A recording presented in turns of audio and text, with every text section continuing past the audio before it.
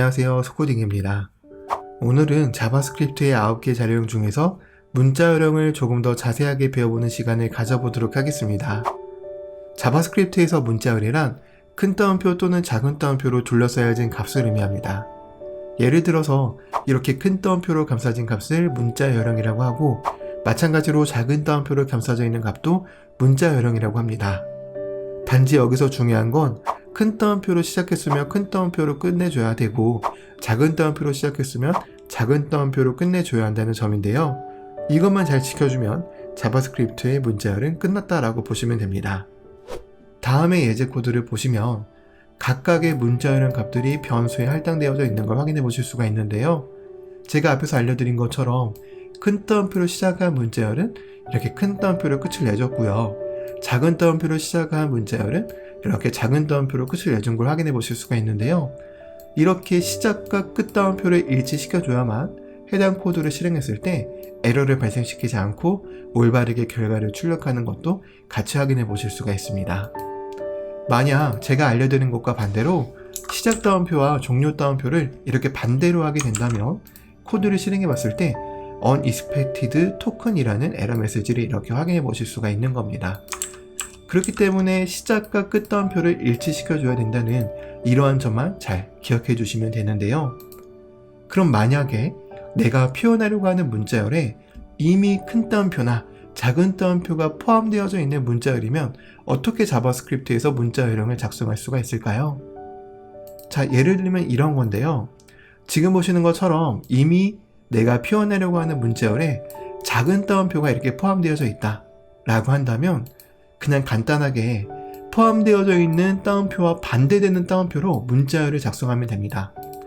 예를 들어서 이렇게 작은 따옴표가 포함되어져 있으면 작은 따옴표와 반대되는 큰 따옴표로 문자열 값을 이렇게 작성해 주시면 되는 거고요. 반대로 내가 표현하려고 하는 문자열에 큰 따옴표가 있으면 큰 따옴표와 반대되는 작은 따옴표로 이렇게 문자열 값을 작성해 주시면 됩니다. 이렇게 작성해 주시게 되면 코드를 실행해 봐도 에러를 발생시키지 않고 잘 실행되는 걸 확인해 보실 수가 있습니다. 자, 그럼 만약에 여기서 한 단계 더 나아가서 내가 표현하려고 하는 문자열에 작은 따옴표랑 큰 따옴표가 같이 있으면 어떻게 해야 될까요? 예를 들면 이런 경우인데요. 지금 보시는 것처럼 내가 표현하려고 하는 문자열에 이렇게 작은 따옴표도 있고 큰 따옴표도 있는 겁니다. 그러면 제가 앞에서 알려드렸을 때는 포함되어져 있는 따옴표와 반대되는 것으로 표현해라 라고 알려드렸는데, 지금 같은 경우는 이렇게 작은 따옴표와 큰 따옴표가 같이 있으니까 이렇게 반대되는 걸로 표현을 해도 해당 코드를 실행해보면 에러가 발생하는 걸 확인해 보실 수가 있는데요.